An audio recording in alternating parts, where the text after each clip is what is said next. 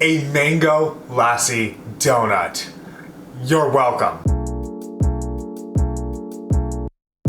Just like when it comes to buying geeky t-shirts, when I'm around a mango lassi, I have absolutely zero self-control. The sweetness of the mango mixed with the tartness of the yogurt just makes an absolutely amazing combination.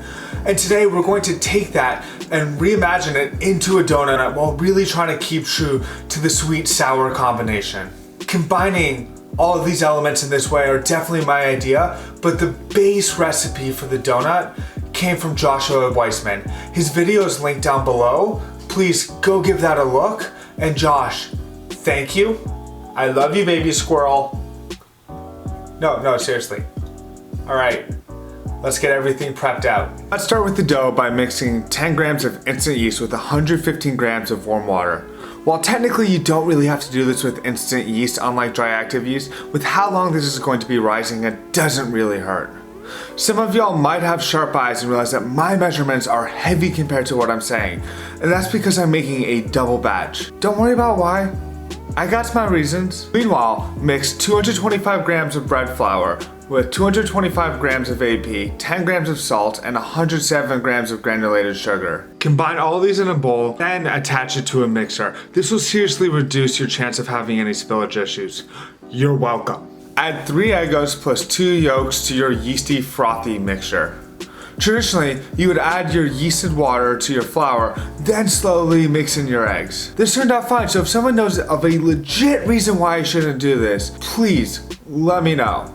Anywho, attach your bowl to a mixer, turn it on low, and add in your liquid slowly as to fully incorporate. If necessary, scrape down the sides of the bowl and keep mixing until fully incorporated. Add 90 grams of butter just a little bit at a time so it distributes evenly. Turn up the speed on your mixer and let it go until you have a shiny dough.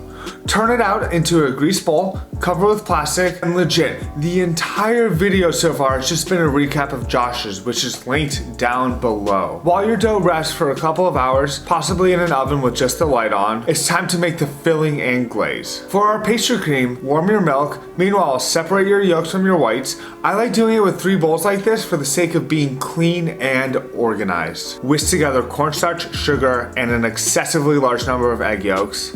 Then, slowly pour in a small amount of your warm milk into your egg yolk mixture that seems too thick and is setting off your chef's spidey sense. Gradually add milk, always whisking it in as to evenly distribute it. You're trying to slowly warm the temperature of the eggs without scrambling them. The next step is wicked important. To try to get a really cool shot, cook your soon-to-be pastry cream in a pan that has way too much surface area, causing the eggs to overcook, thus ruining it. Throw it out, and this time, listen to your instincts and make a traditional pastry cream instead of the fancy recipe you saw on some random blog. For take 2, warm up 2 cups of milk in a small pot with a 1/4 cup of sugar. Meanwhile, mix a 1/3 cup of sugar with 1 whole egg, 2 yolks, and a 1/4 cup of cornstarch. Slowly temper your egg yolks up to temp with the warm milk just like before. Then return it to your electric stove, which hopefully turns into a gas one day. Warm up over low-medium heat, stirring constantly as to make sure that nothing cooks to the bottom, and do this until the yolks start to thicken up the cream as a whole. When this happens, remove it from heat and melt in 2 tablespoons of butter, add a heavy pinch of salt, and a teaspoon of vanilla. Pour through a strainer to remove any grainy bits of cooked egg,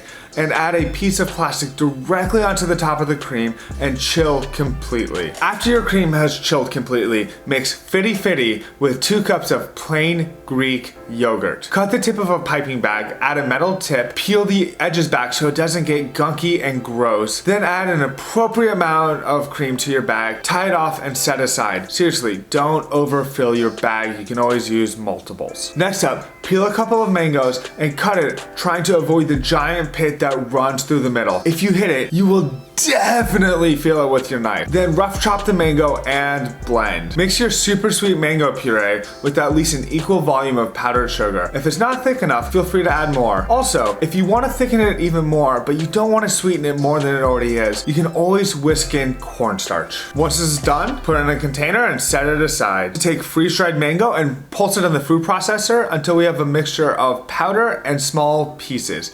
Put that into a container and just leave it out at room temp. After your dough has doubled in size, consider working with only half of it at a time, then decide screw it and just roll all of it out on a well-floured surface. Using a ring mold of some kind, punch out donuts. Move all of your donuts onto a well-floured baking sheet. Take your dough, roll it out again, punch out more donuts until you've processed all of your dough. Cover your donuts and then allow it to rise for another hour and a half until doubled in size. When your donuts are done proofing, chill them in the fridge or freezer for a few minutes.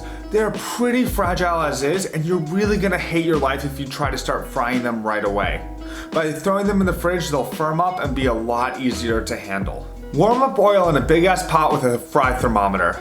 Use one of these and not a mini deep fat fryer. Those things are trash because they are undersized, they don't have enough oil to retain temperature, and the heating unit in them is trash, so once the temperature drops when you throw anything in, it's not going to recover quick enough, which will leave you with some soggy, terrible food that will make you cry great tears of sadness. Float an appropriate number of donuts for your pot. In my case, about 4 or 5 donuts work well at a time. Fry for a couple minutes until golden brown, flip, and after the other side is also golden brown, move to a tray with a roasting rack as to allow it to dry without becoming soggy. Then after about 10 seconds, quickly toss in sugar that has a dash of cinnamon in it. You want to do this while the donuts are still hot and there is a bit of residual oil on the outside of the donut because that will help the sugar stick.